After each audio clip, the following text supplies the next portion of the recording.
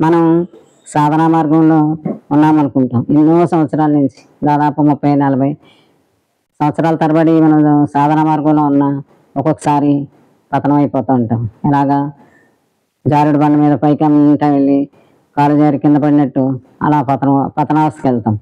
ఇవన్నీ మనం గమనించుకుంటూ ఈ మనం ముందుకెళ్ళాలి. ఈ గమనిక లేకపోతే యోగమే లేదు. కనుక మనం సాధన మార్గంలో మన మనసు ఎలా ఉంటుందంటే ఈర్ష్య, అసూయ, అహం, మదం, లోభం అనే గుణాలు మనల్ని ప్రత్యక్షం అయిపోతూనే ఉంటాయి. మనకు తెలియదు, అది వచ్చేసిందని కూడా తెలియదు. ఎవరైనా మనల్ని పొగిడారనుకోండి పొంగిపోతాం, అది పతనమే. అలాగే ఎవరైనా మనల్ని ఏదైనా అన్నారనుకోండి కోపం వస్తుంది, అది కూడా పతనమే. ఈ ఈ అవస్థల్ని మనం తెలుసుకుని మనల్ని వాటిని లోనవ్వకుండా మనల్ని మనం కాపాడుకోవాలి. ఇలాంటి గుణాలు ఎంతోసేపు ఉండవు, కానీ ఆ క్షణంలో మనం మానవత్వం కోల్పోతాం, మనలో ఉన్న సుగుణాలు మర్చిపోతాం. మనం దేనికోసం అయితే పోరాటం చేసి గుణాలని తగ్గించుకోవాలని మనం ఎంత ప్రయత్నిస్తామో దానికే లోనైపోతాం. అది ఎంత మనిషిని పతనం చేస్తుంది. అలాగే లోభం, ప్రతిదీ కోరిక నాకే కావాలని అనిపిస్తుంది.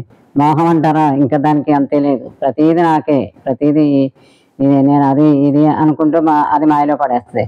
ఇలాంటి గుణాలన్నిటినీ మనం ఎంత సాధన మార్గంలో ఉన్నా మనలో కలుగుతూనే ఉంటాయి. వెంటనే మనం ఈ గుణం వచ్చిందనే దాన్ని గుర్తించి దాన్ని అరికట్టుకోవాలి, మంచి మార్గంలో పెట్టుకోవాలి. లేకపోతే మన సాధన అంతా వ్యర్థమైపోద్ది. జారుడు బండ మీద పైనుంచి కిందకి ఎలా పతనం అవస్థలో పడతామో అది అంతే. ఇవన్నీ మనం ఎలా తెలుసుకోవాలి? గుణం రాగానే మనల్ని మనం గమనించుకుంటూ ఉండాలి, మనల్ని మనం పరీక్షించుకుంటూ ఉండాలి. మన స్వయాన్ని మనం ఎప్పుడూ మనం గుర్తించుకోవాలి. మనం స్వయం చూసుకోకుండా ప్రజలందరినీ మనకు కనపడిన వాళ్ళు వాళ్ళ గుణాలు, వాళ్ళ విశేషాలు అవన్నీ మనం పట్టించుకోకూడదు. అవి మన స్వయాన్నే మనం చూసుకోవాలి. ఎప్పుడైతే మన స్వయాన్ని మనం పరీక్ష పెట్టుకుంటామో, మన స్వయాన్ని గుర్తించుకుంటామో, మన ఆత్మశక్తి పెరుగుతుంది, మనం పెరుగుతాం. ఎవరైనా మనల్ని కొంతమంది గతంలో కానీ ఇప్పుడు కానీ మనల్ని ఏదో అన్నారని మనలో వాళ్ళ చూడగానే మన కోపం రేగుద్ది.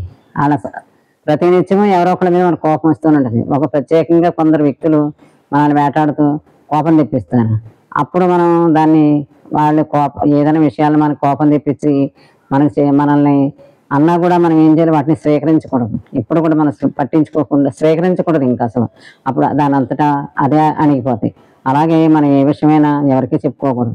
పరమాత్మకి ఆయన దగ్గరికి వెళ్ళి మనం ఈ మాటలు ఇలాంటివన్నీ మనం చెప్పుకున్నాం అనుకోండి, మనకి సొల్యూషన్ దొరుకుతుంది, మనకు సమాధానం దొరుకుతుంది. ఆయన మనకి అనుకుంటా ఆయన పట్టించుకుంటాడు, అది తప్పనిసరిగా పట్టించుకుంటాడు. మీరు ఆయన ముందు నిలబడి అడగండి, ప్రతిదీ పట్టించుకుంటారు. వెంటనే మనకు సమాధానం దొరుకుతుంది, శాంతి దొరుకుతుంది.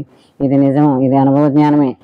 ఇది ప్రతి ఒక్కళ్ళు దీన్ని మనకి ఎన్ని ఉండనివ్వండి, శాంతి కావాలంటే మనకున్న మన సంపదలు కానీ, మన ఇంట్లో ఉన్న భోగాలు కానీ, మన దగ్గర ఉన్న ఏది మనకు శాంతి కలిగించదు. పరమాత్మ నుంచే మనకు శాంతి దొరుకుతుంది, ఆయనే మనకి ఇవ్వాలి. అది దానికై మనం తెలుసుకుని ప్రతి ఒక్కళ్ళు ఎన్ని ఉన్నా దీనికై కూడా కొంత సమయం ఇచ్చి ఈ ఆధ్యాత్మిక మార్గాన్ని, ఈ జ్ఞాన మార్గాన్ని వదలొద్దు.